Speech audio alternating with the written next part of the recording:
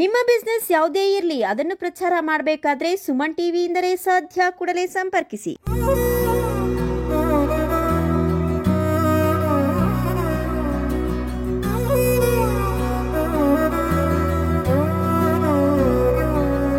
ಸರ್ಕಾರದ ಯೋಜನೆಗಳ ಮೂಲಕ ಅಸಂಘಟಿತ ಕಾರ್ಮಿಕರ ಕಲ್ಯಾಣ. ಸಚಿವ ಸಂತೋಷ್ ಎಸ್ ಲಾಡ್ ಚಿಕ್ಕಬಳ್ಳಾಪುರ ನಗರದ ಕನ್ನಡ ಭವನದಲ್ಲಿ ಅಸಂಘಟಿತ ಕಾರ್ಮಿಕರಿಗೆ ಸ್ಮಾರ್ಟ್ ಕಾರ್ಡ್ ವಿತರಿಸಿದ ಕಾರ್ಮಿಕ ಸಚಿವರು. ದೇಶದ ಯಾವ ರಾಜ್ಯದಲ್ಲೂ ಜಾರಿ ಮಾಡದ ಕರ್ನಾಟಕ ರಾಜ್ಯ ಖಾಸಗಿ ವಾಣಿಜ್ಯ ಸಾರಿಗೆ ಕಾರ್ಮಿಕರ ಅಪಘಾತ ಪರಿಹಾರ ಯೋಜನೆ ಗಿಗ್ ಜಾರಿಗೊಳಿಸಲಾಗಿದೆ ಅಂತ ಕಾರ್ಮಿಕ ಸಚಿವ ಸಂತೋಷ್ ಎಸ್ ಲಾಡ್ ತಿಳಿಸಿದ್ದಾರೆ.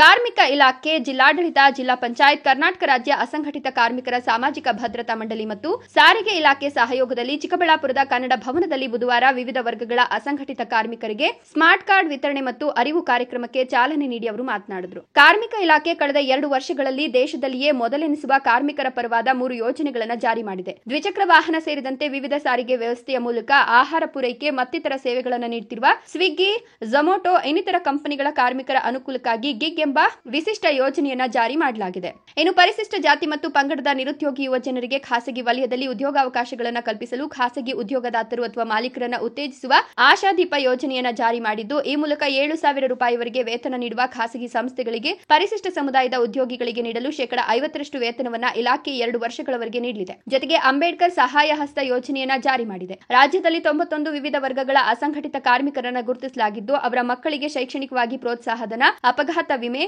ಜೀವ ವಿಮೆ ಮುಂತಾದ ಯೋಜನೆಗಳನ್ನು ಜಾರಿ ಮಾಡಲಾಗಿದೆ. ಮುಂದಿನ ದಿನಗಳಲ್ಲಿ ಗೃಹ ಕೆಲಸ ಕಾರ್ಮಿಕರಿಗಾಗಿ ಹಾಗೂ ಸಿನಿಮಾ ಕ್ಷೇತ್ರದಲ್ಲಿ ಕೆಲಸ ಮಾಡುವ ಕಾರ್ಮಿಕರಿಗಾಗಿ ವಿಶೇಷ ಯೋಜನೆಯೊಂದನ್ನು ಜಾರಿ ಮಾಡಲಾಗುವುದು. ಸಿನಿಮಾ ಟಿಕೆಟ್ ಮೇಲೆ ಶೇಕಡಾ 1% ಅಥವಾ 2% ಮನೋರಂಜನಾ ತೆರಿಗೆ ಸಂಗ್ರಹಿಸಿ ಸಿನಿಮಾ ಕ್ಷೇತ್ರದ ಕಾರ್ಮಿಕರಿಗೆ ಯೋಜನೆ ತರಲಾಗುವುದು. ವಿವಿಧ ಸರ್ಕಾರಿ ಕಚೇರಿಗಳಲ್ಲಿ ಹೊರಗುತ್ತಿಗೆ ಆಧಾರದ ಮೇಲೆ ಕೆಲಸ ಮಾಡುತ್ತಿರುವ ಕಾರ್ಮಿಕರಿಗೆ ವೇತನ ನೀಡಲು ಜಿಲ್ಲಾಧಿಕಾರಿಗಳ ಅಧ್ಯಕ್ಷತೆಯಲ್ಲಿ ಸೊಸೈಟಿಯೊಂದನ್ನು ಸ್ಥಾಪಿಸಿ ಅದರ ಮೂಲಕ ನೇರವಾಗಿ ಸಂಬಂಧಪಟ್ಟ ನೌಕರರ ಖಾತೆಗೆ ವೇತನ ಜಮೆ ಮಾಡಲಾಗುವುದು. ಇದರಿಂದ ಹೊರಗುತ್ತಿಗೆ ನೌಕರರ ವೇತನ ಮತ್ತು ಸೌಲಭ್ಯಗಳನ್ನು ಮಧ್ಯವರ್ತಿ ಏಜೆನ್ಸಿಗಳು ದುರುಪಯೋಗ ಮಾಡಿಕೊಳ್ಳುವುದನ್ನು ತಡೆಯಲಾಗುವುದು ಎಂದರು. ಆಶಾದೀಪ ಯೋಜನೆಯಡಿ ಈವರೆಗೂ 17.45 ಕೋಟಿ ರೂಪಾಯಿಗಳನ್ನು ಒದಗಿಸಲಾಗಿದ್ದು 6,345 ನಿರುದ್ಯೋಗಿ ಯುವ ಜನರು ಫಲಾನುಭವಿಗಳಾಗಿದ್ದಾರೆ. ಚಿಕ್ಕಬಳ್ಳಾಪುರ ಜಿಲ್ಲೆಯಲ್ಲಿ ಕಳೆದ 2 ವರ್ಷಗಳಲ್ಲಿ ಕಾರ್ಮಿಕ ಇಲಾಖೆಯ ವಿವಿಧ ಯೋಜನೆಗಳಡಿ 34 ಕೋಟಿ ರೂಪಾಯಿಗೂ ಹೆಚ್ಚಿನ ಅನುದಾನ ಖರ್ಚಾಗಿದ್ದು 52,000 ಅಸಂಘಟಿತ ಕಾರ್ಮಿಕರಿಗೆ ಅನುಕೂಲವಾಗಲಿದೆ ಎಂದರು. ರಾಜ್ಯ ಸರ್ಕಾರ ಈ ವರ್ಷ ವಿವಿಧ ಅಭಿವೃದ್ಧಿ ಕಾಮಗಾರಿಗಳಿಗೆ 83,000 ಕೋಟಿ ರೂಪಾಯಿಗಳನ್ನು ವೆಚ್ಚ ಮಾಡಿದ್ದು, ಗ್ಯಾರಂಟಿ ಯೋಜನೆಗಳಿಗಾಗಿ 60,000 ಕೋಟಿ ರೂಪಾಯಿಗಳನ್ನು ಒದಗಿಸಿದೆ ಎಂದರು. ಅಪಘಾತದಲ್ಲಿ ಮೃತಪಟ್ಟ ಅಸಂಘಟಿತ ಕಾರ್ಮಿಕರ ಕುಟುಂಬಗಳಿಗೆ ಅಪಘಾತ ವಿಮೆ, ಜೀವ ವಿಮೆ ಹಾಗೂ ಶೈಕ್ಷಣಿಕ ಪ್ರೋತ್ಸಾಹಧನ ಮತ್ತು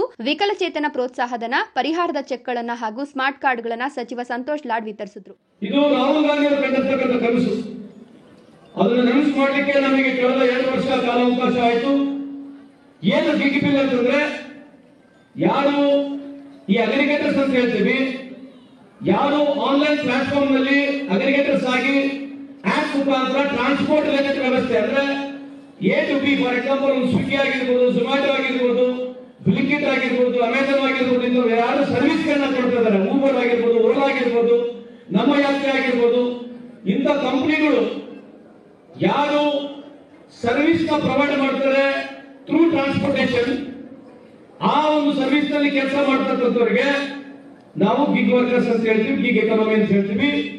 ನಮ್ಮ ಕರ್ನಾಟಕ ರಾಜ್ಯದಲ್ಲಿ ಸುಮಾರು ನಮಗಿರ್ತಕ್ಕಂಥ ಮಾಹಿತಿ ಪ್ರಕಾರ ಇವತ್ತು 4 ಲಕ್ಷಕ್ಕೂ ಹೆಚ್ಚು ಜನ ಈ ಒಂದು ವ್ಯವಸ್ಥೆಯಲ್ಲಿದ್ದಾರೆ.